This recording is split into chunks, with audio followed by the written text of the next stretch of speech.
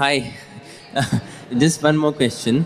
In the Quran 96, chapter number 2, it says, created man out of a mere clot of congealed blood. I was listening to the Hindi translation, Urdu translation of this as well a few days ago, and it did say that खून की बूंद से I don't know, बूंद उससे बनाया. Now we know that like this is common knowledge now that we're actually not born from a drop of blood, it's a drop of semen. So I do see a translation of another verse. It says, then fashioned we the drop, in brackets semen, a clot of congealed blood, then fashioned we the clot a little lump. So that means it puts the blood in the second stage. But I don't think blood comes towards the later stages of you being a doctor can probably throw more light. Sure. Well, you have asked the right person. Yeah. Quran says in Surah Nahl chapter 16 verse 43 and Surah Anbiya chapter number 21 verse number 7, Fasalu ahli zikri in kuntum la ta'lamun. If you don't know, ask the person who knows. I'm not very knowledgeable, but in these few things I'm knowledgeable, alhamdulillah. I'm not a very knowledgeable person. I'm just a student of comparative religion and I'm just a small doctor, MBBS. But this is my field of speciality. This same argument was given by Dr. William Campbell. There's a person by the name of Dr. William Campbell who's a medical doctor and got a PhD in writing a book against the Quran. He wrote a book saying there are 30 scientific errors in the Quran. And for 8 years, no Muslim replied. So the American students, they called me for a debate and I went to US in Chicago a few years back and we had a debate on the topic, the Bible and the Quran in the light of science. And one of his arguments was the same, what you posed. That the first 2 verses of the Quran to be revealed, of Surah Alaq, or Surah Iqra, chapter 96, verse number 1 and 2, it says, Iqra bismi rabbikal lazi khalaq, khalaqal insana min alaq. Read, recite or proclaim in the name of thy Lord who created man from a congealed clot of blood.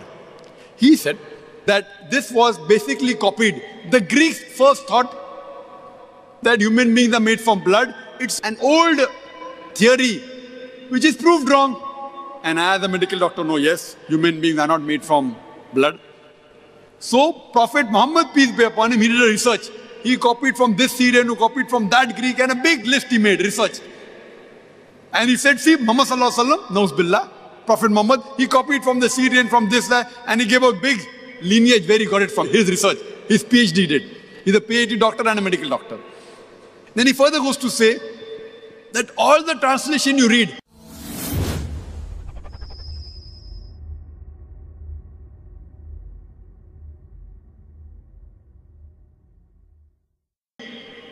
it says blood, blood, blood. But latest, some of the Muslims translate alaqa as a leech-like substance. He knew it, which you don't know. He knew it. But in defense he's saying, we have to take the meaning what was present at the time of revelation of the Quran. We can't take a meaning which is understood today. At the time the Quran was revealed, no one understood it as leech, and he's right. Therefore, all the contemporary tafasirs you read, all say blood. None of them say alaqa is leech-like substance, which we agree. Alaqa has got 3 meanings. A congealed clot of blood, something which slings, and a leech-like substance. And Professor Keith Moore was shown this verse of the Quran. He goes under a microscope. He says, I don't know, it looks like a leech. He observed the early stages of embryo in a microscope and compared it with a photograph of a leech, and he was shocked at the striking exact resemblance. So today, medical science confirms that the embryo looks like a leech. But his argument is, you have to take the meaning what was prevalent that time, not today. And he gives the example that Quran says, and the Bible says, don't have pig. But today in America, pig also refers to a policeman. So would you say Quran says, don't eat a policeman? And the people started to laugh.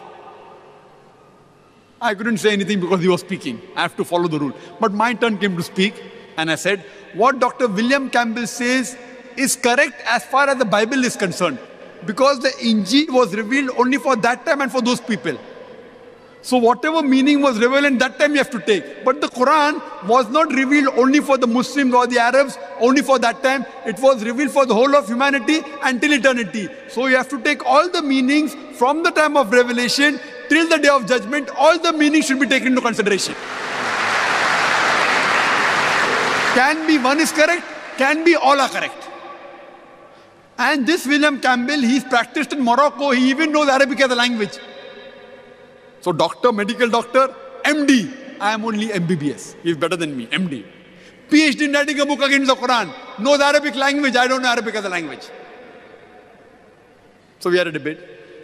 So I said, as far as the Bible is concerned, fine. Only the meaning where it is revealed has to be taken. For the Quran, all the meanings. And what meaning is today, he has no objection. Because Professor Keith Moore, who's one of the highest authority at that time in the field of embryology, he confirmed and wrote in his new edition that the embryo looks like a leech, so he cannot object.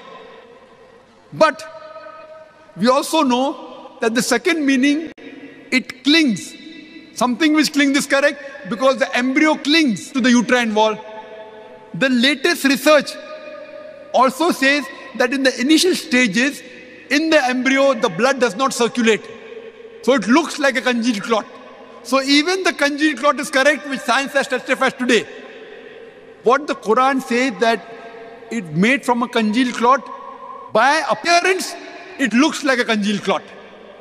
By function, it clings to the uterine wall. And by shape, it even looks like a leech. So alhamdulillah, all three are correct.